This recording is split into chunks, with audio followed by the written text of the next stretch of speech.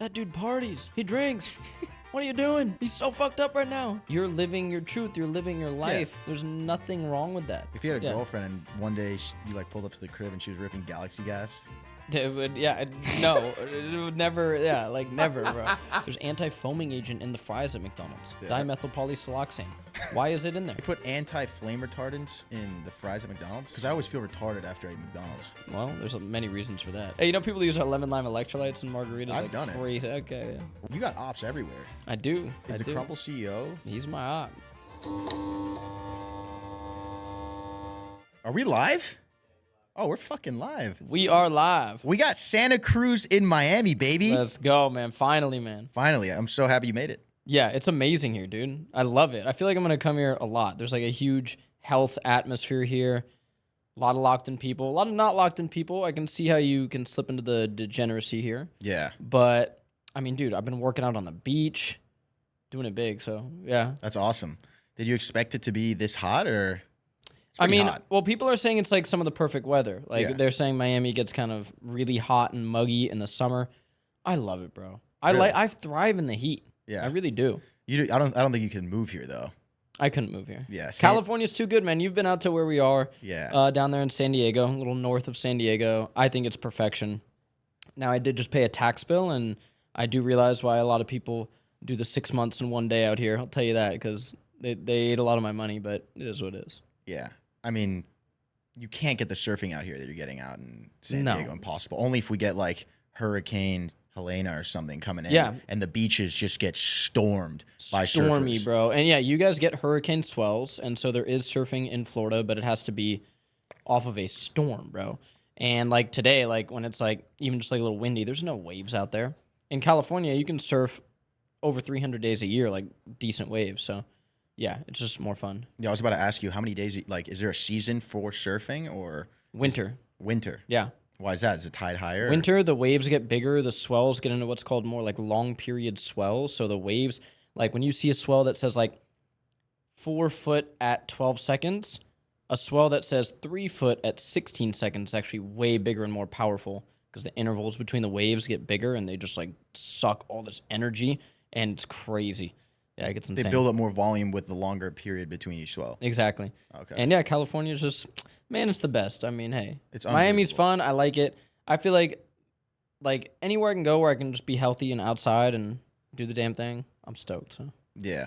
Every time, I mean, the 2 times that I've visited you, the conversation that Moose and I have, like for the following 3 days, is like, bro, should we maybe think about getting out to San Diego or getting out there, bro? Because it's so fucking nice. It really is. And we do it right at our place. And like in this podcast today, guys, we're going to give people like a lot of like usable stuff for health. And it's just based off of how I live day to day. I mean, people know me as the health guy, but like we really live this shit. You've seen it. You've spent a lot of time with us now.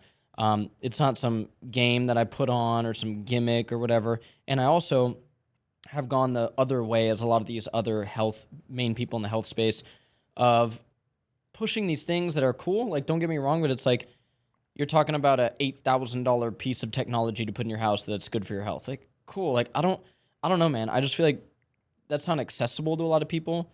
And so it turns them off of health versus like the basic stuff you can do and the basic protocols you can do to make yourself start to feel good. That's what I'm really all about lately. 100%. And I mean, you've began to not attack, but just get involved with all sorts of people, especially on the internet. Like you've been working with streamers. Yes, a lot of the streamers. Helping some streamers dial in. Yeah. You were recently with Neon as well, right? Yeah. What'd you guys do? Dude, so I've done 2 streams with Neon. It's so funny. Neon's a good dude, man. He's just, he has health issues, bro. And so he wanted to lock in on his health, obviously. He has like Crohn's disease. He has a variety of other health issues, right? And so we did a health stream. We took him surfing, which I think was the biggest live stream surfing. It's hard to call it surfing, but we did take him surfing. Tanner, was out there. Could he paddle out? No, we walked him out there. He was scared to surf, and he did like overcome it.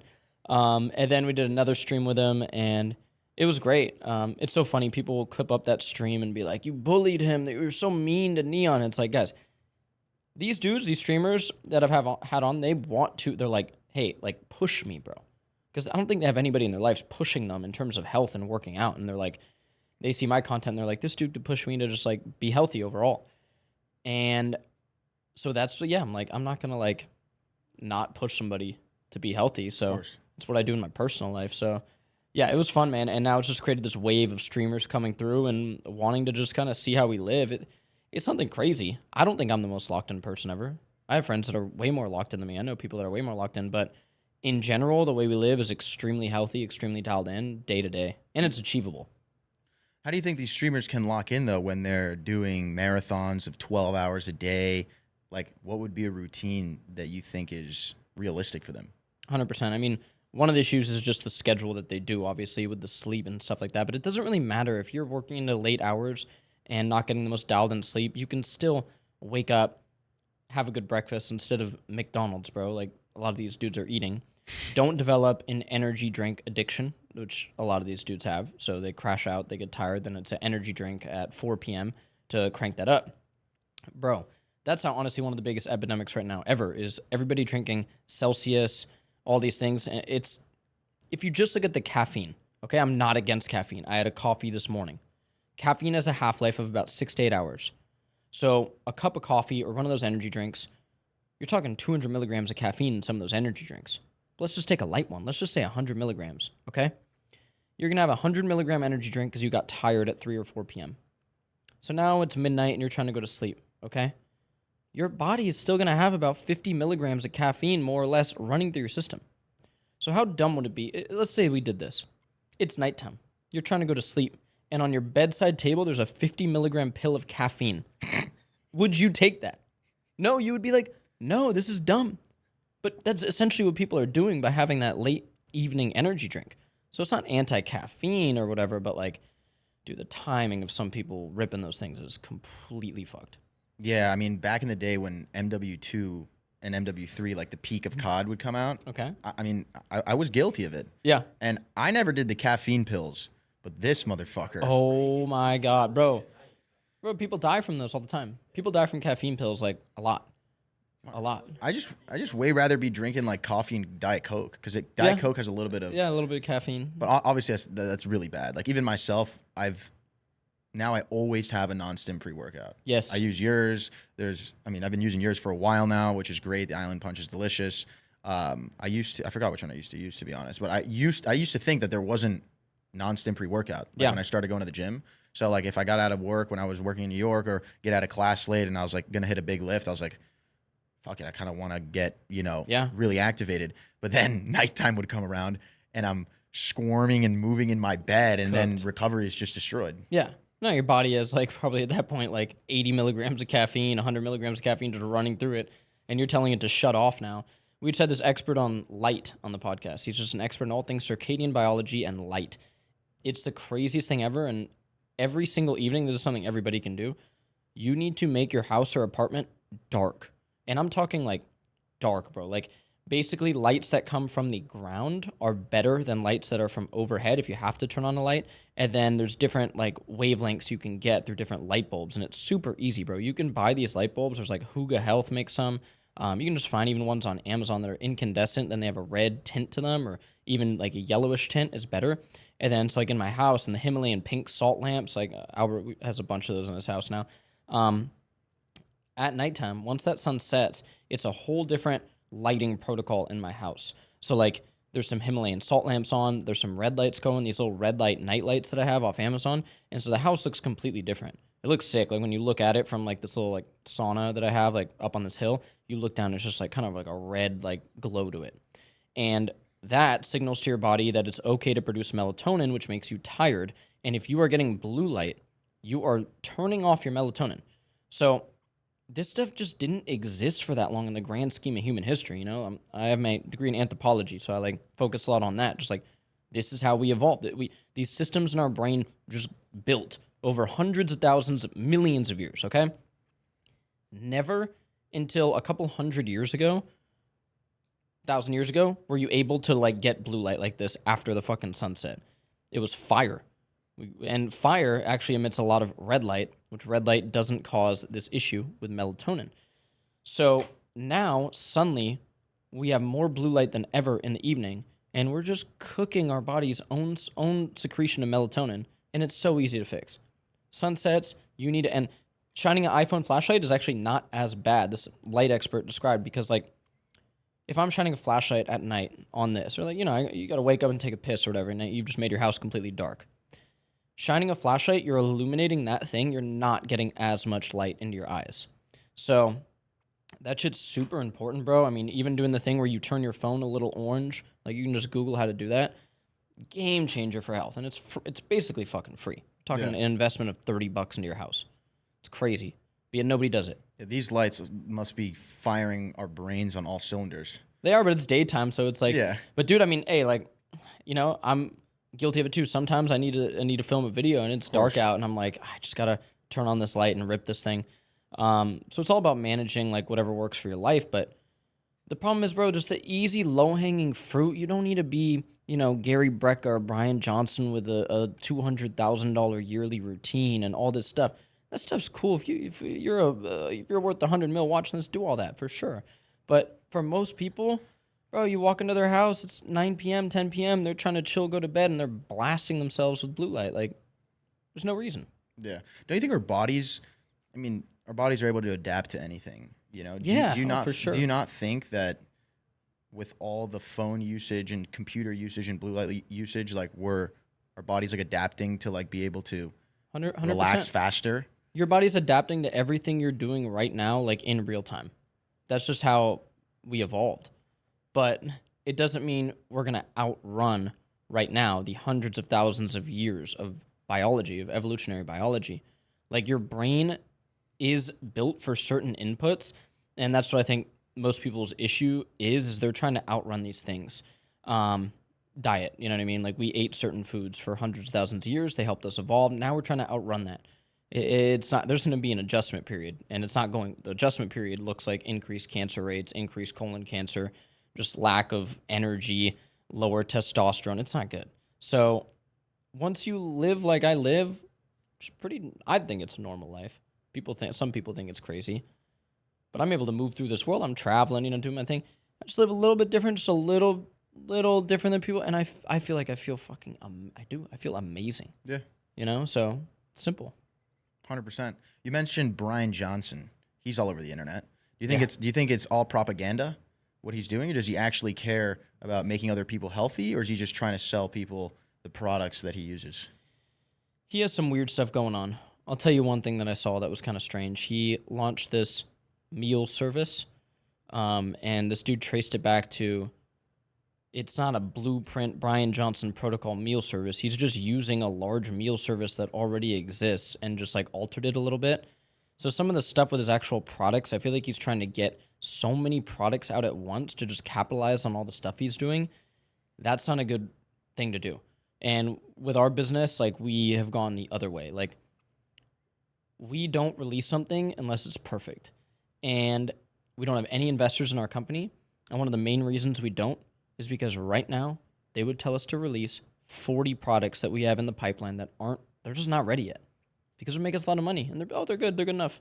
Release the watermelon electrolytes, Brandon. Everyone wants watermelon. Nah, they're not good enough. So I don't know, that's a tangent on Brian Johnson's meal service. But overall, Brian Johnson is saying, I'm going to live forever. I don't think that's the case. And for me, that's not the goal. Longevity is a goal of mine with everything that I do, but it's not the main goal. If I can surf when I'm 90 years old and I pass away when I'm 100, cool. Whatever. The problem with what he's doing, in my mind, he's using all these algorithms, right, to figure out what is best in health. So, for example, he loves eating seed oils and eating plant-based. He doesn't eat steaks. Why is this? He's vegetarian. He's vegetarian. So when you're going to go, I'm going to get all the data from AI, and I'm going to see what's best for health, because AI knows everything. Well, you're going to get, what do they say is the best study? Oh, the best study is we surveyed 1 million people over 15 years. And those people that ate red meat, they had 15% higher rates of cancer. So guess what? Red meat causes cancer. No, that's not how it works. Because the red meat that those people are eating in the United States of America is horrible. There are people that are smoking cigarettes in that study. Guess what? If somebody doesn't eat meat, they're probably more likely to walk more. Like, do yoga. There's not a lot of people living like you and I, ripping grass-fed steaks and working out. So you're getting all this data that, in my opinion, is flawed, these survey-based studies. And you're going, yeah, oh yeah, red meat is bad because of these studies. So you're going to admit it. And then he supplements with the nutrients to make up for the iron and the B vitamins and all this stuff. I don't think it's the way to go. I think he's going to be kind of cooked. And I mean, he's getting facial surgeries and all this stuff. I like anybody that's pushing health forward, but I don't know. I just don't agree with what that dude's doing. There's like an obsession with anti-aging going on from doing all those NAD protocols and what he's doing. Yeah. I think there's like a beauty to aging though, no? Don't you think? Absolutely. Yeah, I mean, like, if it's about like, okay, I want to like increase my mitochondrial health and I want to feel better, I'm all about it. But at some point, it gets to this crazy thing. Like, a lot of these health guys, bro, are extremely vain. You know, you have Dave Asprey, a legend in biohacking. You know, I'm not going to throw too much shade at him, but he just got a full-on facelift operation. He's like, it looks like 50-something. He looked fine, bro. He looked whatever. Full-on facelift. Now, why are you doing that? What's going on? Like, you know what I mean, bro? Like, what is happening here? Yeah. Brian Johnson doing all this crazy skincare stuff, like high-tech skincare stuff, laser remodeling of his skin and all this stuff. It's like, how small do you want your pores to be, bro? It's like, dude, just chill. Like, and like, what do you, like, I don't know, man. Like, when you look at somebody like Kelly Slater or Laird Hamilton, these guys have just lived healthy. They've been out in the sun a lot. They've been pretty much living good. And like, would a skincare esthetician say that their face looks perfect? I don't know, maybe not. They look fucking fine to me. Yeah. Like, I'm trying to age gracefully and just stay mobile, stay healthy. It's not about living to 145 for me. Yeah. So, yeah. I mean, do you want to live to 145? I definitely don't think I'd want to live to 145, but I have had thoughts that with how fast technology is advancing and medicine and all these peptides, we're in like this peptide era. Yeah. There's a fucking peptide to grow your Johnson For nowadays, to everything, lose bro. 10 pounds in a week for hair loss. It's like, in my head, if I had to place a bet, I think there will be like a pill or a 2-3 month procedure where they're like, you do this, you get an extra 50 years of life. I just don't see how it's not possible. So and this is very controversial in the current health space that we're in, I disagree. I don't think we're going to find something that's going to lead people to live past 150, 160, 170, whatever this is. I do think we're going to start to get people to live older. I don't think we're going to find some magic thing. I think at some point, science and just like God, whatever you want to call it, I think there's something to life and death that's a universal law, and I don't think we're just going to be able to circumvent that and have people living in this body, on this planet, and we're going to circumvent this with science and allow people to live eternally when life and death is something that's in every cell, every living thing on this earth. I don't think we're going to figure out a solution to that, and I don't think, personally, I'm not looking for a solution for that. I don't fear death. Yeah. I do, but like, I don't. And on some deep level, I don't. I feel like a lot of these health guys are extremely scared of death. You know what I mean? And 100%. It's like, people think that I'm scared of stuff. Oh, you're scared of seed oils. You're scared of artificial sweeteners. You're scared of McDonald's. No, I just like feeling good. Yeah. And I don't have fear with it, and I'm not scared of dying. But if I can do basic stuff to help, my body just, maybe I'm going to minimize my chance of cancer. Maybe I'm going to feel better when I wake up. Like, that's the way to live. 100%. And that's why I honestly like what you do. People sometimes are like, that dude parties. He drinks. What are you doing? He's hammered. They'll send me a video of you. Look at him. He's so fucked up right now. What is he saying? I'm like, dude, I love everybody. You know what I mean? Like, it's like, you're living your truth. You're living your life. Yeah. There's nothing wrong with that. And, like, hey, you might end up a lot healthier than some of these health guys that are paranoid constantly, daily. You have to live your truth, bro. If my truth right now is to rip this, what do you got here? We got everything. Christ, we got tequila. We got tequila. Here. We got mezcal. Yeah. We got gin. Yeah. No, and like that's the thing, bro. I'm just like not a hater on that stuff. Like I hate on it for people that might be questioning how they're feeling, you know? And like we had a kid at Locked In come up to us and he's like, yo, I've been eating fast food like 4 times a week and I've like been having a lot of health issues. I've been having gut issues, I've been having skin issues, I've been having sleep issues. And like for that person right there, like, yeah, bro, let's start to talk about maybe it's the fucking Chick-fil-A you're eating 4 times a week and here's why I think that.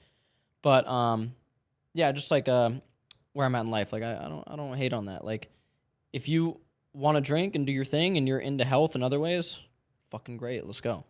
Yeah.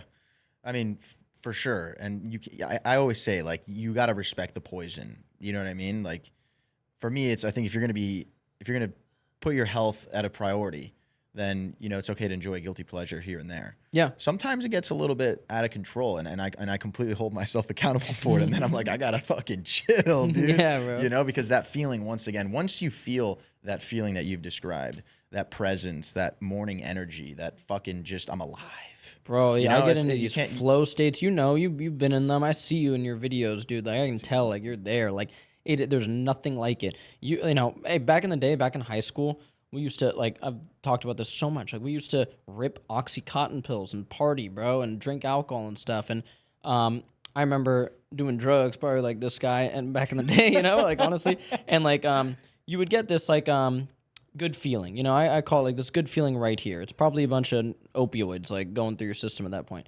I get that feeling now naturally often, bro.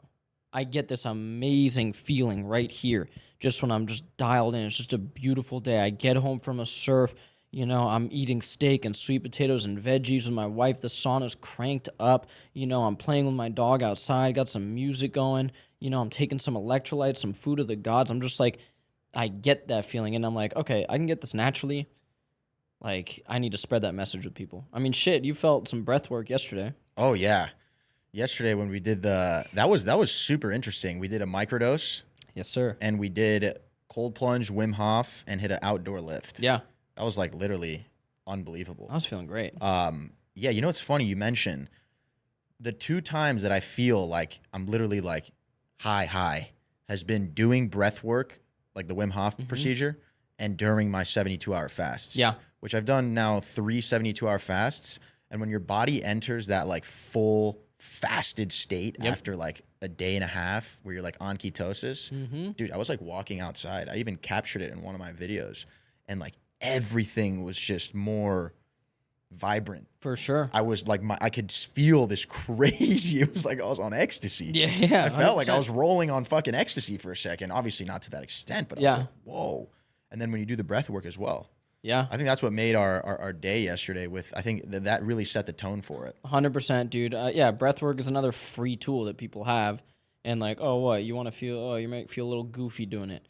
Like, shut up. Like, just, you're breathing, bro. Like, most guys don't know how to control their breath at all. So, like, we have this epidemic of anxiety, right? And back in the day, I've suffered with anxiety, you know? Like, I get it. But oftentimes people just don't know simple breathing techniques they can do. Like, if you start to lengthen your exhale when you're getting anxiety, you're going to start to bring your heart rate down.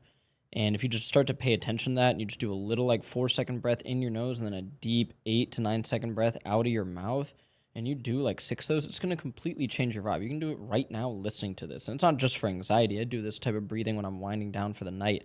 And then before a workout, you know, before I'm hitting a set, like I have dumbbells in my hand, like I just did, I'm doing the opposite. I'm doing more of that Wim Hof style, where I'm just letting a little air go and I'm breathing in hard. Little air go, breathing in hard. I'm over oxygenating everything. And that starts to get the heart rate pumping a little bit.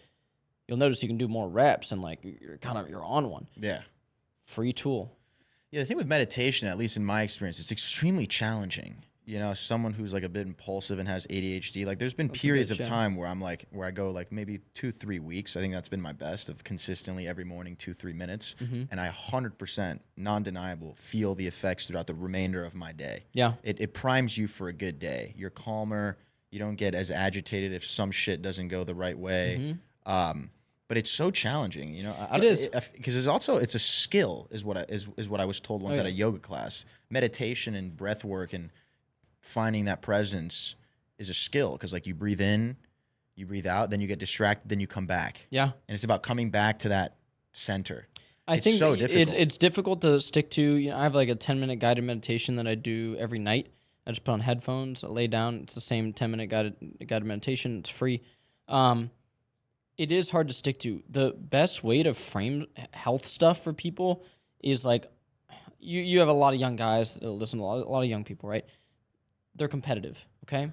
They're going to be competitive in life right now. Life's a bitch. And if you're not competitive, you're screwed because you have to be getting after it. A lot of people watching this are probably in college, or about to enter college, or they're young in the workforce. And you better be competitive. You better be like, I need to go crush this. I need to. You have to. If you're not like that and you're young, that's just a horrible place to be. You're going to be so screwed in this life. And what I look at a lot of this health stuff as is when I was younger, like not even running this whole health company, I'm just like, I know that in this meeting tomorrow or in this school assignment or in this school presentation I got to give, I can get ahead of people by doing this meditation the night before, by waking up and doing a cold shower, by even just a simple thing, 20 push-ups before I leave the door. Like simple things like that give you a mental edge because you start to just stack these little wins and like prime your subconscious to just perform better. And anybody can start doing that and just stacking stuff in this direction. And very easily you can stack stuff the other way too. So like that's really the way to look at it, bro. If you want to be competitive in life, like I've done a lot of content lately about like how being healthy helps you get girls. How you look is directly related to your health. And like they've done studies on women where they can smell that shit. They can smell a healthier person. And you're not just talking muscular this, you're talking like they can smell like immune function and shit. So like if guys watching want to get girls, you better lock in on your health for sure. Yeah. It's true. I mean, it's just the aspect of like I over the time I've noticed that confidence isn't being, you know, the one who's speaking the most or the loudest person or, you know, chest up the highest. It's really directed towards your self-respect. 100%. You know, it's like I've noticed it with myself. If I say I'm going to do something or if I say I'm going to do a certain amount of things over a period of time and I don't do them, I'll notice that my confidence is lower. Yeah. Versus when you say that you're going to do something and then you do it, and day after day you go through long periods of time of doing what you say you're going to do.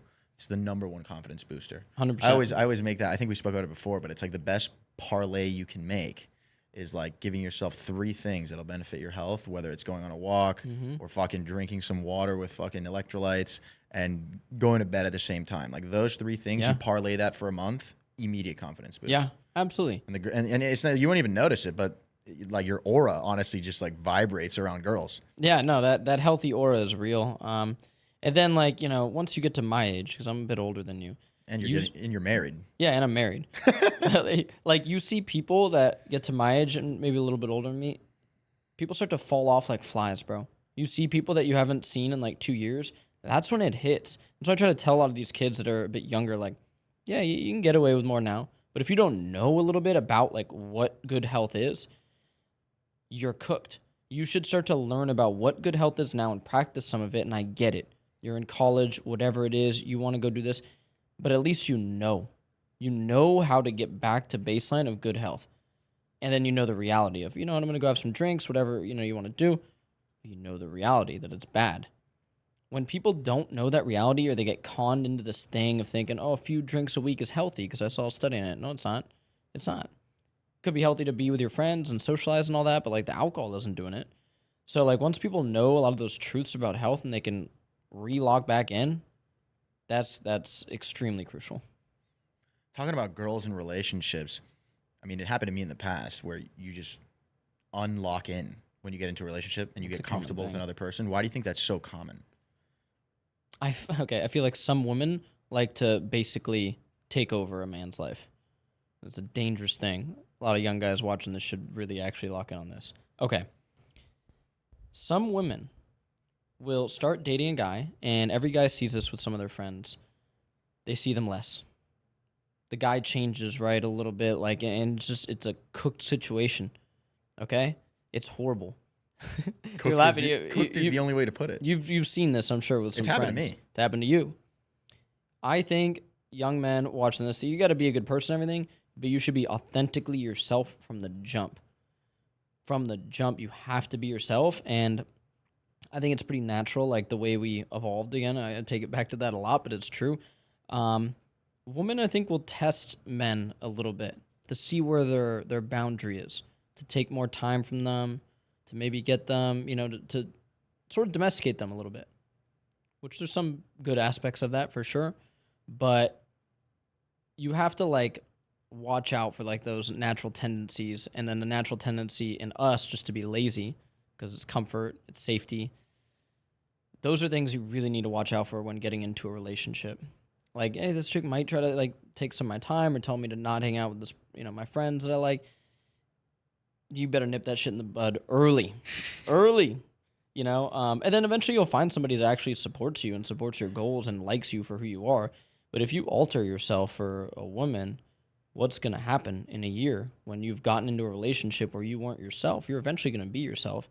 This happens all the time. I see, and then 2 years, a lot of issues in the relationship and this. Both these fucking people oftentimes weren't themselves. Now they're two whole other people. Yeah. And it's 2 years in. So, yeah, that's dicey. Yeah, it is dicey. I've noticed in a lot of friends, too, it's just you don't see them as much, or they're always going out to eat all the time, which is nothing wrong with that. Mm-hmm. But I do think it's definitely more difficult, like when there's another person in your life. Yeah. Because you can't, being selfish is good to an extent, right? You want to put yourself first. And bro, I always say that. I completely agree. People confuse egotism and putting yourself first. Yeah. I feel like, you see someone who's like super healthy, jacked, good shape, high spirits. Oh, that person's got a high ego. Yeah. A lot of times they just have a lot of self-respect for themselves. They put themselves first and they just care about themselves the most, which you should. 100%. Everyone should. And I think that's where it gets challenging with like relationships, right? Where you have to make sacrifices in relationships. Yeah. And a lot of times it can be on the side of health.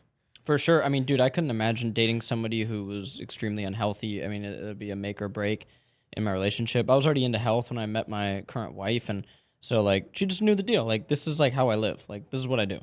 Like, you know what I mean? Like, and luckily the way I live, like, isn't that crazy. It's not like like a strict animal base, like I can only eat this, or like strict vegan, like I can only eat this, or I'm Brian Johnson, I need to like take blood out every, it's not like that. So it's a pretty nice lifestyle. Like I go out to restaurants and stuff like that and whatever. But no, my wife knows, and also I wouldn't be with somebody that's not healthy. Like she never eating fast food, or like, like that just would never work. It would never work. So like, yeah, like I would say she's like 90% of locked in, like I am, and if you had a girlfriend and one day you like pulled up to the crib and she was ripping Galaxy Gas. It would, no, it would never, never, bro. I couldn't imagine that, bro. Like, that'd be crazy. Yeah, that'd be insane. Because I think about it now, like, I'm married, like, we're gonna have kids eventually. Like, of course. These are like my future kids. Like, your kids are gonna be born with like locked in. Let's go, dude. Dude, it's such like a funny like thing to think about because it would like never happen. But yeah, like, I was joking with my wife. I'm like, if you like started eating like McDonald's or like Crumbl Cookie, it would be like she'd be having like a mental psychosis. It would be like me eating like McDonald's or Crumbl Cookie. Like, oh my god, I wish she fucking picked up Crumbl and just pranked you, and you like watched just destroying Crumbl. Yeah, dude. So funny. Oh, fuck Crumbl, man. That shit, bro. Man, seeing people react to shit really cracks me up. Yeah. Like when I know we're completely like swaying off here, but like, I'll just like fuck with my dad sometimes. He's like trying to dial in. Yeah. He's turning 50. He's trying to get super healthy. He stopped drinking this year. Okay. I'll just be like, yo, Pops, like, let's have a fucking few drinks. Yeah. You want to order in a pizza? Yeah. He looks at me. He's like, gets heated. The fuck is wrong with you, bro? I'm trying to lock in. Yeah. You know what I mean? Dude, it's hard for people, bro. I don't even have like those like cravings anymore like that. Like it's just not on my mind. People are like, don't you're craving like a donut? I'm like, I'm not. I'm genuinely not. Yeah, it's just like not even on my mind, bro. Yeah. What about you? I don't crave. When I'm drunk, it's a different story. Mm-hmm. I'm looking for that double cheeseburger. Yep. Maybe some fries. But can't you just like? But they don't have In-N-Out out here, huh? No, they don't. Yeah, no, burgers aren't bad though. You know what I mean? But the burgers that usually accessible in times of distress, and inebriation. You just need to do one of your drunk cooking videos, bro. Where you fucking that one was good. You saw me eating chicken and cheese. Yeah, that was healthy. Because like if you do that, you're probably not gonna go crash out on something bad. Yeah. The biggest challenge for myself, and I think for other guys out there and girls who like also like to live a balanced lifestyle and drink, is the out of sight. If it's in sight, you're still more likely to impulse. Because I mean, even as someone who like drinks on the weekend and shit, right? My I mean, I'm a disciplined person, but you know, I'm not as laser sharp as you are when it comes to certain things like that, because you don't, I mean, not that you don't allow yourself, but that's just your way of living, right? Yeah. I'm a bit more flexible, right? Totally. That's a good word to use. Yeah. And so, yeah, I think that's when shit gets challenging. Like, Yeah. I won't think about a fucking donut, or I won't think about, I don't like really sweets, dude. I'm Yeah. like a salty, like you put burritos and quesadillas and nachos and shit in front of me. Like, I'm going to want to eat that shit. You know Yeah. what I mean? But yeah, I would say there's like that threshold that you break through. Because For sure. I view food differently nowadays. Oh, yeah. I love all food, every food. I love all food. Mm-hmm. But some shit, dude, it's just like the Crumbl Cookie shit. No, it's crazy. That And is just, I think it's like, I know it's gonna taste good, but my brain can't like it. It's just so bad for you. dude, it's insane. And like, I think what a lot of people need to know is like, yeah, like how to view food. And then like, okay, so our body makes neurotransmitters off of what it ingests. Okay, so like your body uses mainly amino acids, and it also uses like B vitamins and other cofactors and enzymes and minerals to literally make the neurotransmitters that are running through your brain right now, making you feel how you feel. And if I was able to tweak with those and tinker with those, I could literally, like in an imaginary world, make you run out of this room sobbing or make you go into psychosis by tweaking with those, okay? And when you don't give your body the actual fuel to produce dopamine, serotonin, all these things, you're literally a different person at your core when you're not giving it that. And there's been all these dietitians and like people like shout out Sills who break down people's day of eating and look at the micronutrients, right? And what you will find if you watch, 20 of his videos is if you are not paying attention to it and at some point in the day intentionally going, I'm going to eat like a really nutritious meal, like some fruit, some vegetables, some good sources of protein, you are going to fall short in your micronutrients. 1 day, 2 days, whatever, bro. Not a big deal. What happens to people that 190 days out of the year or more, they're not hitting those micronutrients? Well, now your body's going to compensate. So if it can't get this form of this B vitamin that it needs in its, mitochondrial transport chain, it's just going to figure something else out and it's just going to function worse. So now you're thinking, I'm tired. You're not really tired, bro. Your literal powerhouses of your cells don't have the raw materials they need to produce energy. So then it happens for more years, right? And then these people become what they're feeling from their messed up neurotransmitters, messed up gut microbiome, just messed up health. So then they become somebody, they say, I have anxiety. Oh, I'm always tired. Oh, you know me, I always get tired at 3 p.m. No, you don't. That's not how the human body runs. Look what you've been putting in there. So then they start to personify these health issues that they have. And then the normal thing is to go to a psychiatrist. I'm someone with anxiety. Boom. Here's this drug. Xanax. 1 out of 12 people, 2% of preschoolers are on these things. It's horrible. It's an epidemic in the United States. And to give somebody that without doing a basic conversation about their sleep, their nutrition, testing stuff like their vitamin D levels, are you getting enough magnesium in your diet, I think is fucking criminal. We're going to look back on it in 10, 15, 20 years and be like, that was really bad that we did that. Not saying those things should never exist, but the way that they're being given out now is downright a crime. Yeah. And talking about the gut, our gut produces 90% of serotonin, right? Something like that? Yeah, a lot of your neurotransmitters are made in your gut, and then there's the gut-brain axis. There's the gut-brain-skin axis, actually. And serotonin is the happy hormone. Serotonin's the happy hormone. Dopamine's like your drive and your motivation, which a lot of people are just cooking it with, looking at stuff on their phones. And when you eat junk food, you're nuking your gut. Yeah, dude. We just had dinner last night with this functional medicine doctor. We do a lot of content with these functional medicine doctors, and they run together. These dudes are running 2,000 to 3,000 lab tests per year, and one of the lab tests is called a GI map gut test. Anybody can get this done. It's expensive. I don't talk about it too much because you're gonna have to spend $1,000 with a functional medicine doctor, like $600 for the test, and then money to help interpret the test with them.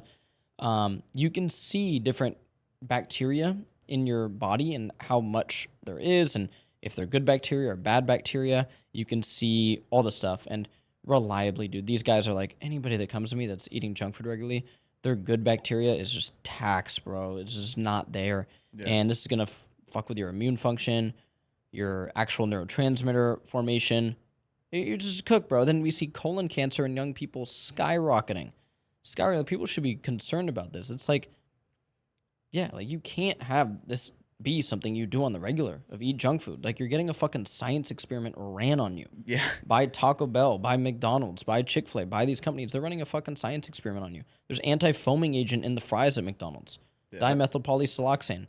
Why is it in there? It's not for you. It's not. They don't give a fuck. They go, our fryers are foaming up because we leave the seed oils in there for so long. We don't want to change the oil. Let's put an anti-foaming agent that's used in flame retardants. Let's throw it in there. Jeez. They don't give nobody, and then it'll be it's they put safe. Anti-flame retardants in the fries at McDonald's. Yeah, it's an anti-foaming agent. So like when oil gets hot, normally, if I cook beef tallow fries for you, which I should do, because I always feel retarded after I eat McDonald's. Well, there's many reasons for that. The decision to walking in there, brother, you definitely were a little bit retarded walking in there. And if I saw you in front of there, I'd give you $100 and tell you to turn around, okay? And then I'd honestly go, "Is that Richie? What the fuck is he doing here, bro?" But let's say I cooked your fries in beef tallow, right? After I do it 1 or 2 times, that oil's gonna start to foam up, and it's just not gonna work. So instead of McDonald's goes, well, how can we solve this problem? And every fast food company does this at this point. How can we solve this problem in a nice, financially viable way? We could change out the oil. Nah, it's expensive. Oil's expensive. Well, I have this anti-foaming agent called dimethylpolysiloxane, and when you add it to the fryer, it won't foam up. Cool, throw that in there. Is it safe? Yeah. We did a study, and it was fine. I would not risk my health with that shit, ever.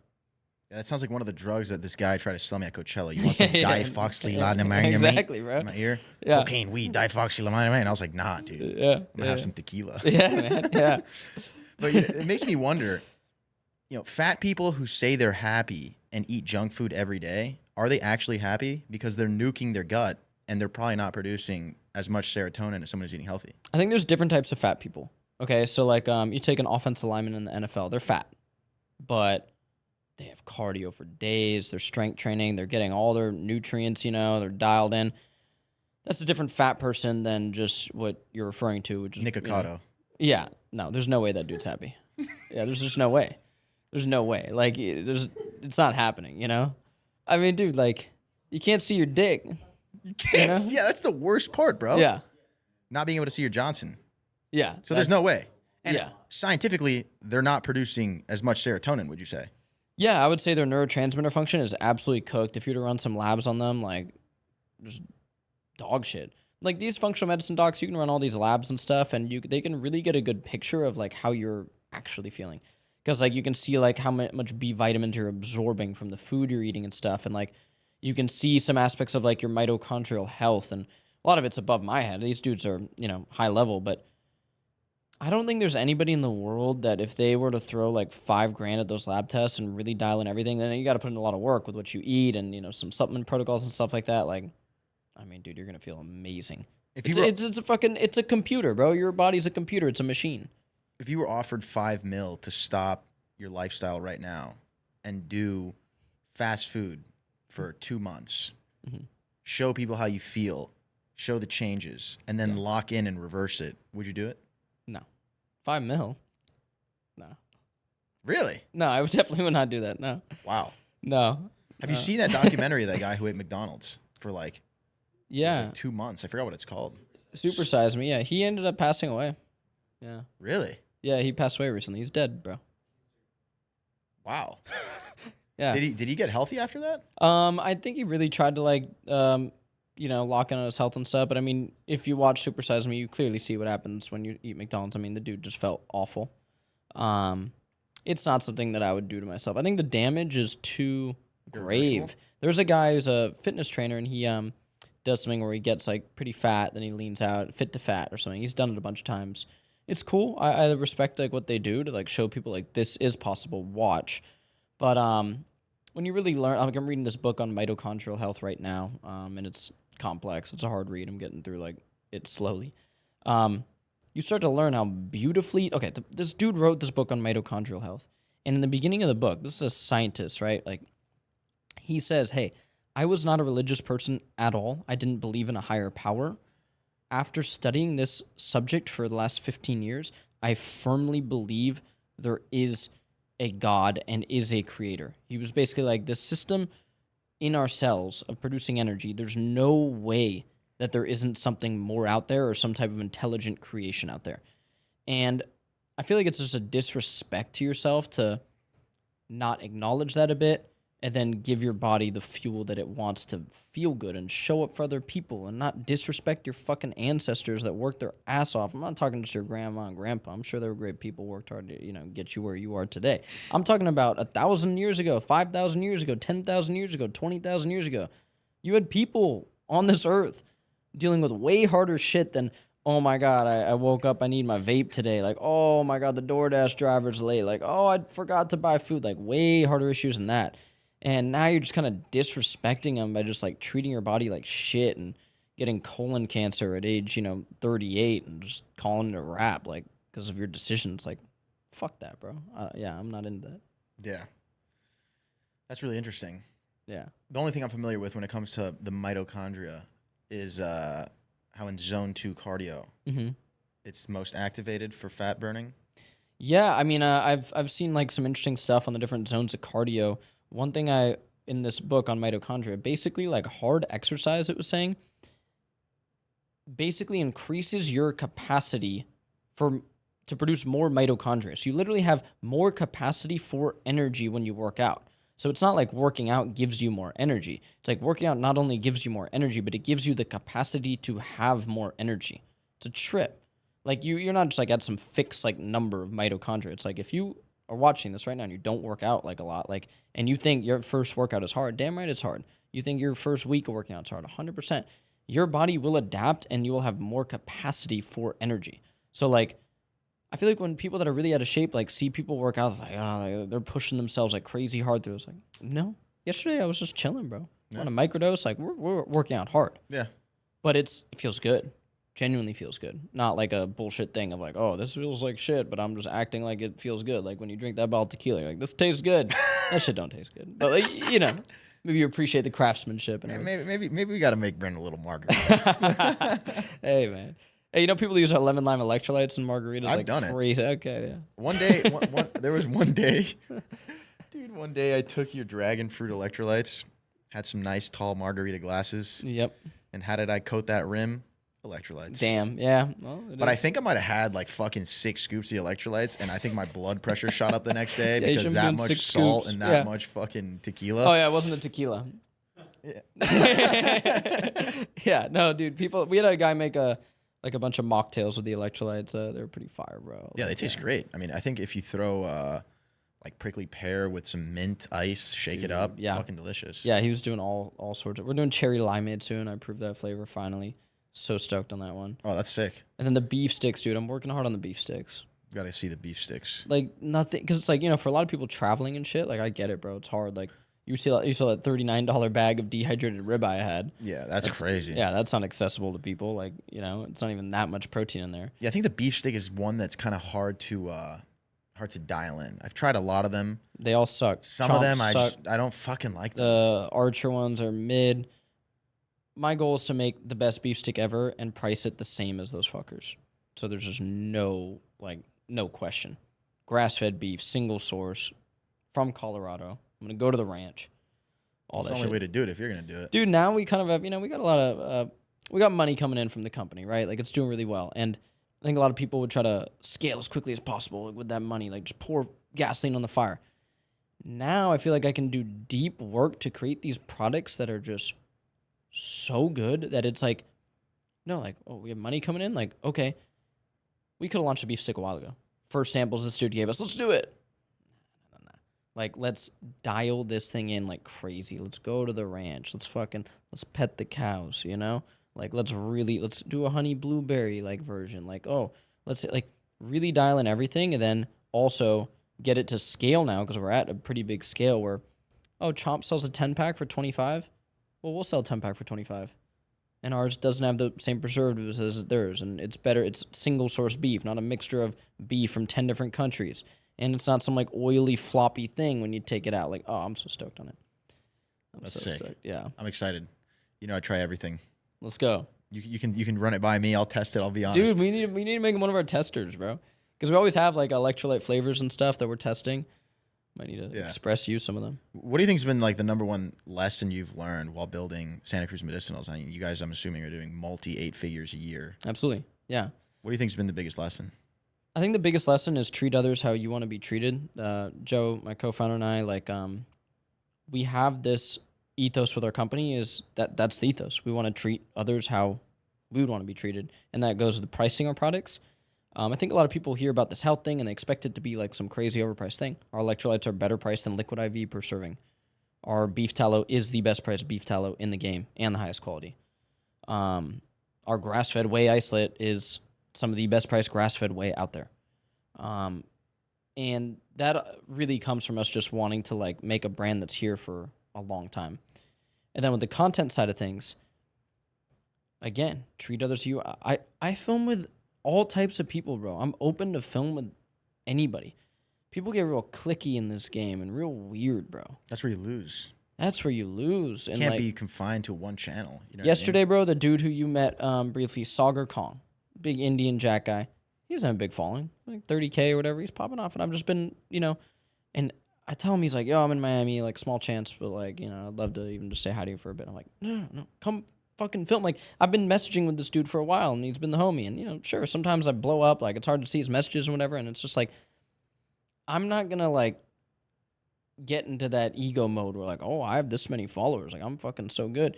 And then he's like, hey, like off camera, if you want to review my mango whey protein, because I'm coming out with a mango whey protein, like, because I know like you have I'm like, no, do it fucking on camera. Yeah. Like, our competition is not each other. Our competition is nobody knows why they should be using grass-fed whey with no gums. That's our competition. Unilever's our competition. Procter and Gamble. Like, so Competition is an opportunity. It is. And like, yeah, I think a lot more people just need to like, drop the ego and film with more people and have fucking fun with it. So did you see this recent Poppy Pepsi acquisition? Yeah, I did. $2 billion. Crazy, bro. And before that, it was Siete Foods. Yeah. I'm not actually a huge hater on these things. I think a lot of people would expect me to hate on it. I don't like the success of Pepsi and Coca-Cola and these corporations, don't get me wrong, but we do vote with our dollar, right? And I'm not so irrational that I think these corporations are going to disappear overnight. The fact that these companies are getting such big acquisitions is because people are voting with their dollar. Now, my concern, obviously, is are they going to change the ingredients of these things and basically force them into being like an unhealthy thing?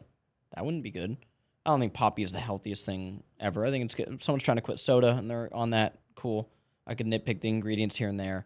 I could nitpick their claims of crazy gut health from what, agave inulin? It's kind of pretty overblown. Like, it's like, what the fuck?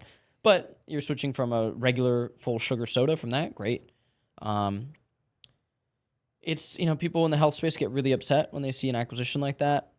I'm just kind of like, damn, like pretty crazy, but I feel like it's a different conversation though when an entrepreneur who's been building a company for years comes to the moment where they've positively impacted millions of people's lives who are using their products. yeah. And then a big player writes you a fat fucking check. Mm-hmm. I'm not fucking selling to Pepsi. I'll tell you that. That's on air.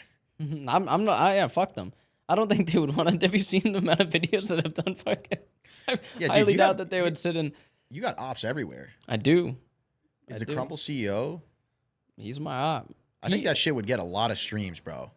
What if you guys do like an octagon fight? I'm down, bro. And he's pretty dialed.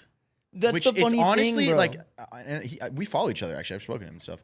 But look at this guy. You gonna do a Crumbl collab, bro? No. He followed me a long time ago. Daddy Wellness cookies, dude, shaped like a dick. I bet you would big design. No. You would try to do one shaped like a soup, and then it would come out, and it would the national launch. You'd be like, everyone's like, "This is a dick cookie," and you'd be like, "No, it's a soup," and it'd be just fucking balls. Yeah, but it's actually crazy though, because this guy posts videos, dude. You look like if I would not think he eats Crumbl Cookies. No, and like the Kardashians it's like, just partnered with them, bro. Yeah, I hated on that collab. Do? I hated on that collab. I paid some people to not eat that shit. Look, man. Can you eat a Crumbl cookie and still be jacked? For sure, 100%. Obviously. I mean, look at the Trend Twins. Yeah, that's not what's going on in the United States, though. Like, this idea when people are like, well, I'm a bodybuilder and I track everything and I can eat McDonald's and still be in shape. Yeah, that's cool. You are not what's happening in the United States. The United States doesn't have an issue with people that are so dialed in with tracking their health that they can go eat Chick-fil-A and eat a Crumbl Cookie and fit it into their macros because they're working out so hard. That is not what's going on in the United States. What's going on is we're approaching 50% obesity. 1 out of 2 people is going to be obese. So I view a lot of these things as net negative. I wish people would get back to making cookies in their house instead of going and buying one that has 1,000 calories and 94 grams of sugar and overpaying for it because it says the Kardashians on it. I think that's not what I'm into. I got to give respect to the Kardashians, though, bro, because they're, I mean, there's multiple ways you can go about it, bro. But, I mean, on a business level, bro. Oh, I mean, so yeah, their net worth is like empire, $3 to $4 dude. billion, but that's also why at some point we need to have some self-respect and some bigger goals, right? I have nothing near their net worth, and I turn down people wanting to pay me a lot of money to promote stuff that I don't think is healthy. Yeah. So how do you sit there and sleep at night when you have a $4 billion net worth? 2 of these sisters have said they're all about health, and they're trying to promote health, and then they do a Crumbl collab. What? For what?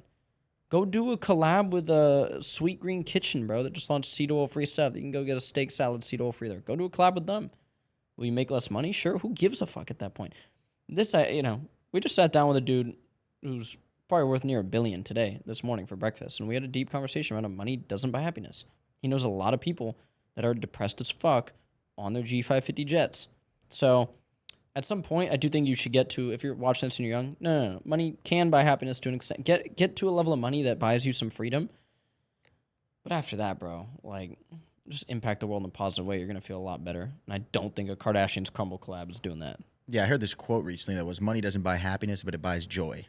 Yeah. And I will admit, you throw down a couple extra bucks out here in Miami, get yourself a nice boat for the day. Hell yeah. Crack open the tequila. Albert and I take a couple more shrooms. Yep. It's going to be a great day.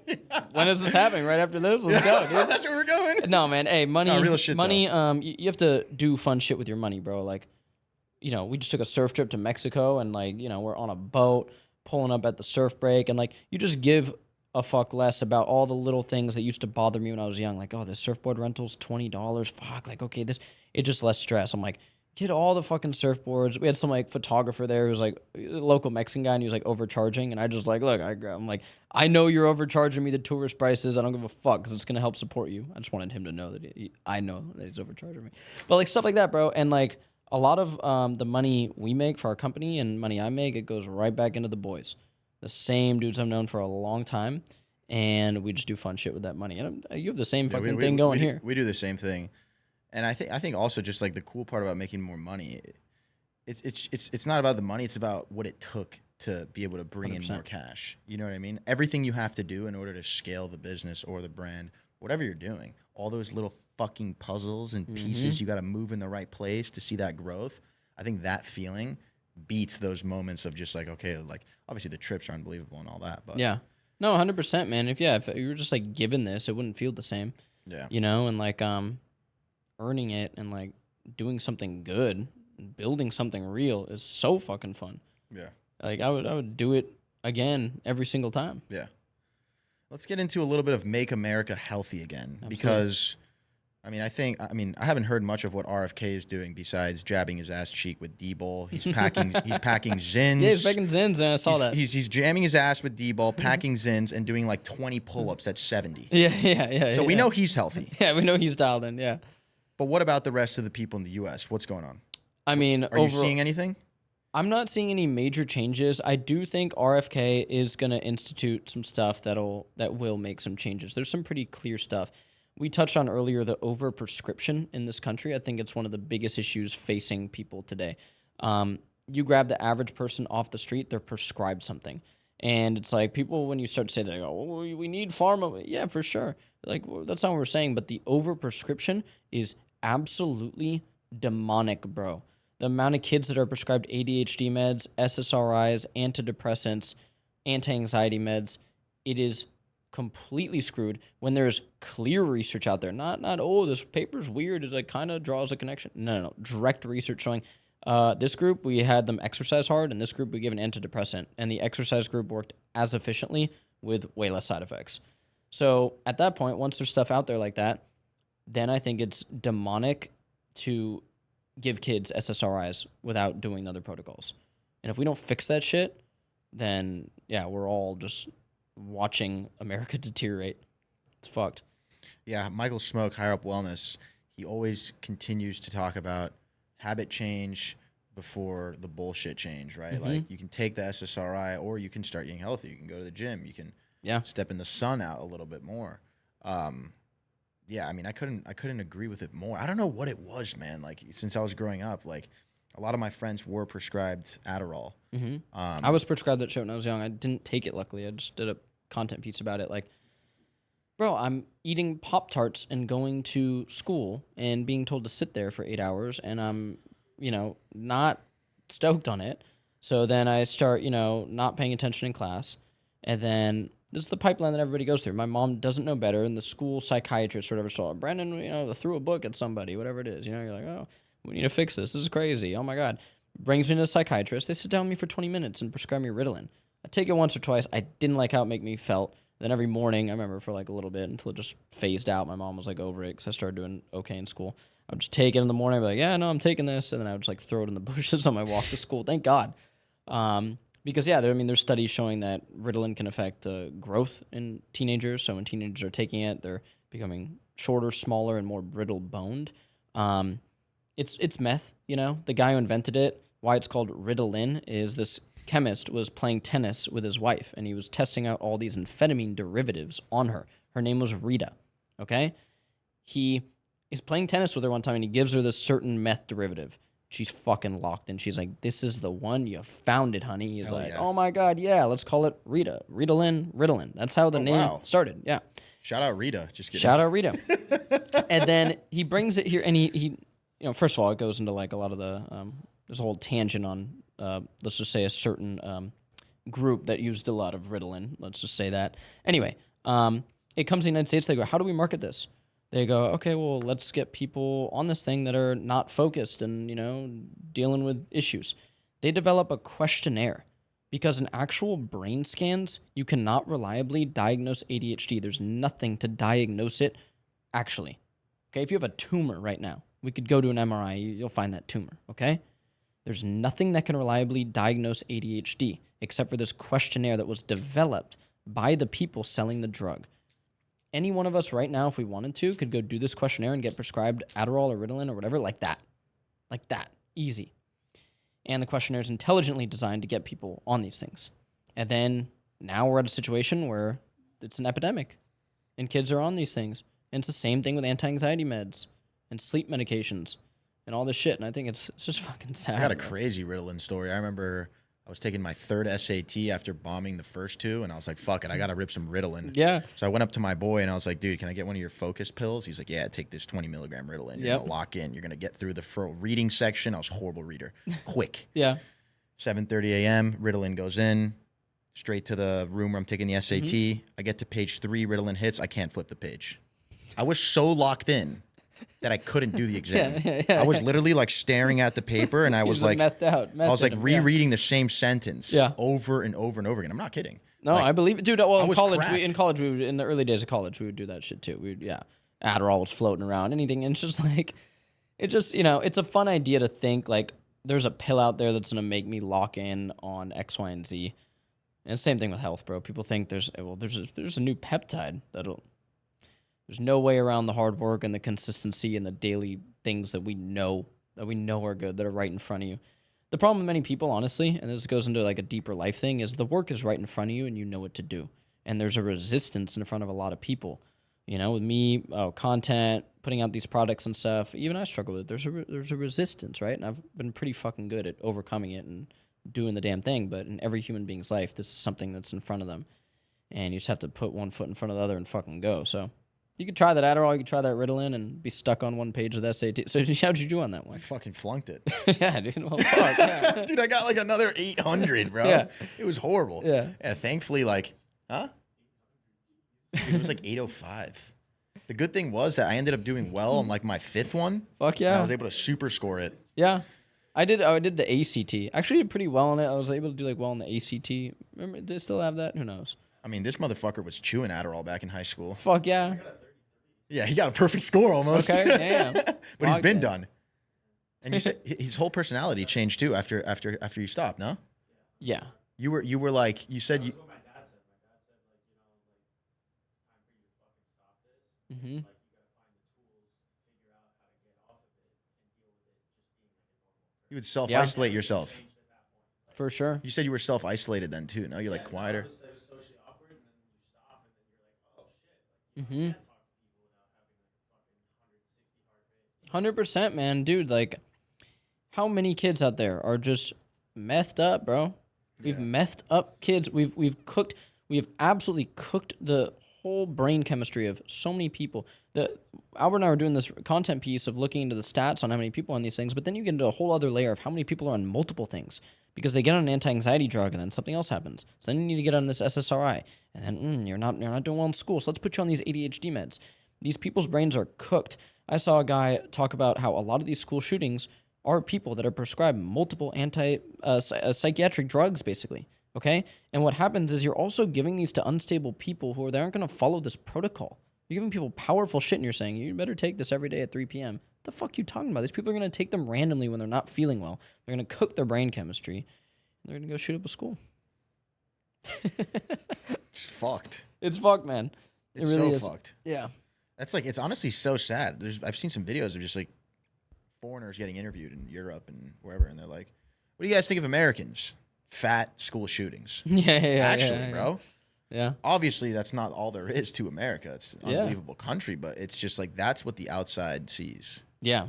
It's a bit worrying. It is a bit worrying, man. I think like, yeah, I'm just trying to like get that next generation and like go viral. Like a lot of the stuff that I do to go viral is just to cast a big net to reel people into the way I live, which is real health. I call it. Like we're talking about eating good food. I'm not on some crazy shit of, don't eat any vegetables, don't eat, or be vegan like this. Like I feel like what I do is extremely approachable and getting outside and working out. Like these are my main two messages. I think a lot of people get lost in the sauce with some of the health content, you know what I mean? Of like really trying to dial in everything.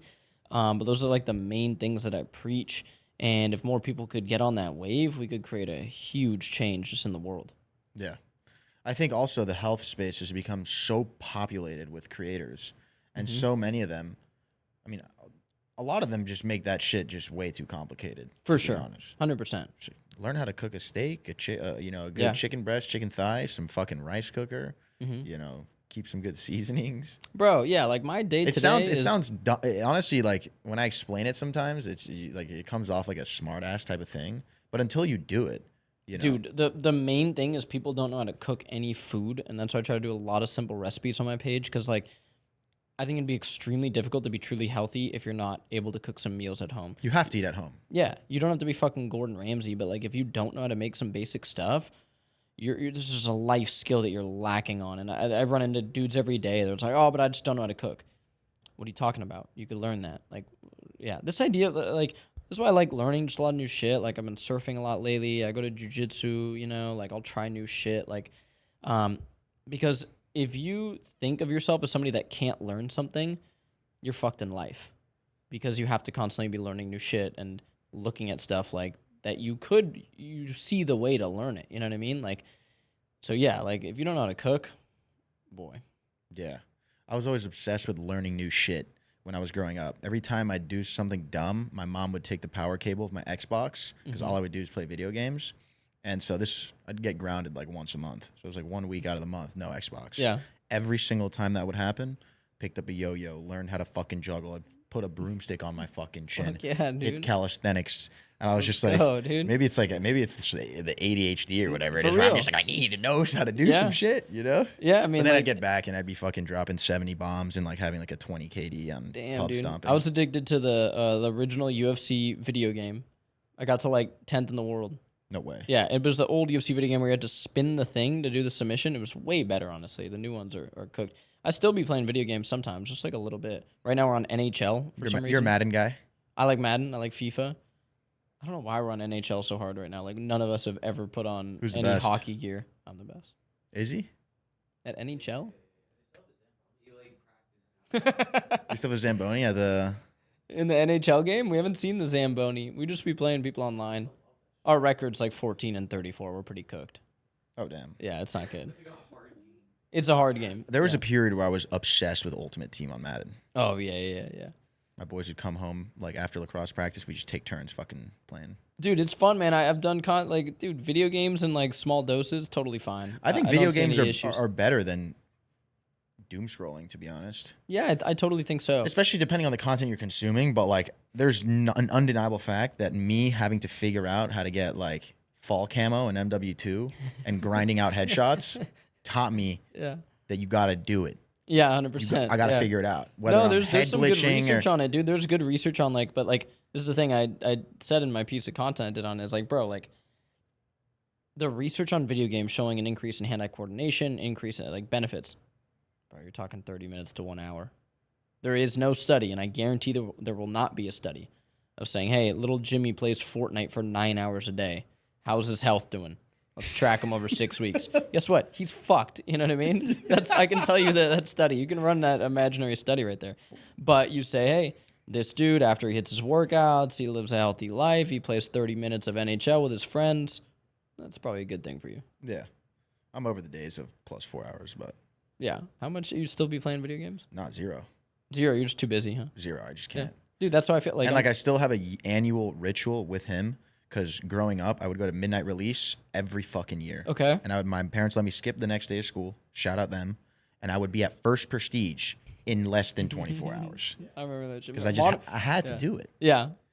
And to this day, I've bought every single Call of Duty now within the month that it releases because I just got to see what they're putting together. Yep. I think I spent a little bit of time on the last one, but it's recently just been like, comes out for a week. I grind for a week. I'll play like 2 hours a day. And then I'll just be like, bro, this time could be used in better ways. Or I start raging. Well, dude, I find it very fun when my friends are on it. Like, I only go on to Call of Duty when all my friends are online. Yeah. And it's just such a blast. And, like, we catch up on shit. Chat. And, like, yeah, we're just on, like, the chat. Like, it's so fun. And, like, yeah, I think, like, that shit's important. But, like, I would never want to be in a place in my life where I wasn't balancing that with real outdoor activities like surfing and, you know, like, actual stuff with your friends outdoors. Doing physical, you know, stuff is, like, the best. Your kid's definitely not getting an iPad. No, my That shit wife. scares My me. wife's not about that shit. Like that, she will not be W. doing that. Yeah, that's not. Yeah, she was raised in Mexico till she was 14. So Yeah, I can just picture the young locked in boys just fucking running around in the mud. let's A go. little Dude. slide. Yeah, it's gonna be Sipping sick, dude. electrolytes It's from, gonna be like- sick, dude. 3 months old. Oh yeah, dude. I'm gonna homeschool them. They'll know nothing by like age. Like, dude, a lot of these people homeschooling kids. I'm not gonna homeschool my kids. I don't think. Dude, I'm retarded, man. I know a lot about some stuff, but I'm not gonna educate them on the intricacies of World War I. Like, once it gets to like high school education, like Real shit, dude. The shit that they teach you in school is so dumb sometimes. Like, it is. They don't prepare like people for actual life. You know, you don't get any tax.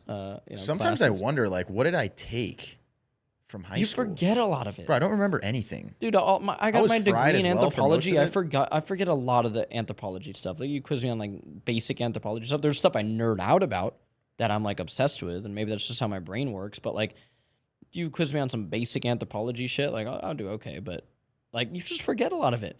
They teach us to store knowledge, you know, and like what the problem is. Like, I think that's the biggest thing. it is store knowledge and regurgitate it because that's what you need for like a job. Hit deadlines. You know what I mean? Like, Do shit that you don't enjoy doing. yeah, but like the world that we're in the entrepreneur world, it's like you need to have like a deep fire internally to like just constantly like figure out stuff on your own, and that's just tough to teach. Yeah, I call it a healthy state of paranoia, Oh yeah, I'm in a healthy state of paranoia. which With sometimes the it's a little content unhealthy. business. Like you wake, I don't know about you, but like some days I wake up, bro, and I try not to reach over to the phone, but like as soon as I see something, I'm just like immediately. Oh, for sure. Yeah, I mean, I try to go deal to with bed that. after, and I just can't. I deal with that for sure with just content and everything. It's hard, man. I'm on my phone too much. It's the unhealthiest habit I have, but it's for a greater good, so Yeah. I'm able to do it. But yeah, like, I mean, dude, like the amount of work we put in is crazy, bro. And I would have it no other way. But like, yeah, like oftentimes, like I wake up, you know, I'm able to do my morning routine, which keeps me grounded. But then it's like, you know, oftentimes I'll come home at like 9 p.m., you know, and like start the next day, and it's just like another day of like, you know, filming, meetings, and all that. But again, it's for something so good, and like the opportunity that I've been given, I'm like, dude, let's fucking go. I'm stoked on it. Yeah. So what plans you got for the rest of Miami?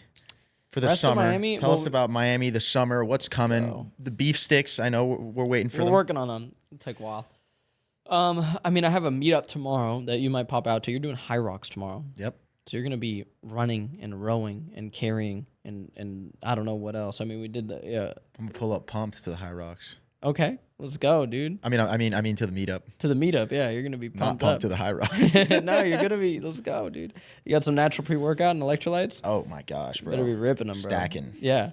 We got the meetup. I do these meetups, like in all varieties. Like I'll do like pick up soccer back at home, but today or tomorrow we're doing a meetup just on Muscle Beach. Just gonna get everybody out. I'm gonna hand out 300, 400 tubs of electrolytes, which I shipped you. Thanks for. Yeah, I had enough electrolytes in my apartment to probably keep me hydrated, maybe for 2 lives. Yeah. We shipped them a bunch, and we're gonna hand those out. And I like to fucking talk to everybody, bro, and take a photo with everybody. I really learned this from FaZe Rug. I mean, I was already on this wave, but like, I filmed a video with FaZe Rug, and like, everybody that comes up to me, super, he just takes the time. And that dude's on another level of fame. It's about community. Yeah, and like I genuinely like talking to people, and the fact that people want to come take a photo with me is fucking still insane to me. So like, of course, I'm gonna give people that time to kick it with me, just meet me. I try to stay super accessible. And then I don't know what we're gonna do. There was little waves out there in South Beach. We might rent a longboard and go surf. Damn, now that I think about it, we should have gone like wake surfing. Dude, yeah, hey, come to San Diego. We have a wake surf boat basically in the bay, like not in the ocean, in like 20 minutes away in the bay, and we can go wake surf. That's scary though. No, Out it's in the gonna be Bay, sick. California. No, but it's like an enclosed bay. Oh, okay. There might be like one shark roaming around, but like it's fine. So post meetup Miami, you're back to San Diego. I'm back to Posted up for a bit. Back to San Diego, posted up for a bit. Summertime. I got a little Costa Rica trip that I'm gonna sprinkle in there. Got to go get some tropical waves. Nice. And then I'm just Link up with Paul Saladino. I don't think he wants to link with me. I've tried. We could try to run round 2 with that, but who knows? But I'm just gonna go out there with my wife and some friends from high school and just surf. And We're in Costa Rica, Tamarindo. I'm going to Santa Teresa, Nice. near Tamarindo. Yeah, I love Costa Rica. Pura vida. beautiful, pura vida. And then I'm just gonna be crushing it, bro. I'm gonna be outside of Crumbl, paying people to not eat Crumbl. I'm gonna be outside of McDonald's. We were in the McDonald's drive-thru. That McDonald's is hot now. That lady is on us, bro. She called the cops. The cops have already shown up there though, and the cops are like, "You can do this. Like it's your constitutional right to do this. We're not impeding anybody's progress in the store." We had our legal team looking in there like, "I don't think this is wrong." Like, Who's and the next target? We've got Crumbl going down, McDonald's going down. dude, you know the funny thing? Some of these places are dying businesses already. You go stand in front of a Jack in the Box in the middle of the day, ain't nobody going in there. We need to go maybe at midnight, but I'm locked in, man. I'm asleep at midnight. Yeah, we did a fun thing of we had free seed oil free tacos, grass-fed beef, and we set that up near Taco Bell. And I was like getting people like, don't eat this Taco Bell. I have free tacos for you right down the road. Like, right there. Yeah. And we just bought out the night for these people. They make the best tacos ever. It was fire.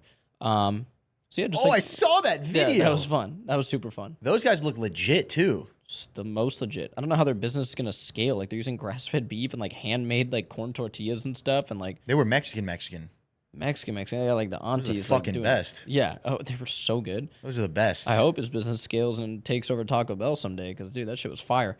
But yeah, I'm just gonna keep on fighting back against big soda, fast food, and getting people locked in and healthy, dude, and just pursuing my own health and nerding out on certain things. Like like lately I've been on the red light. I've been sipping hydrogen water. I like running these little experiments on myself and diving into the research on stuff and seeing what works and is really of value to people, and just changing the whole way the fucking world works with health, bro. Changing people's just way they live. Because I Fuck yeah. guarantee you, if you live a little bit like I do, you don't have to live exactly like I do, but you live a little bit like I do, you're going to feel better. You're going to perform better in all aspects of life.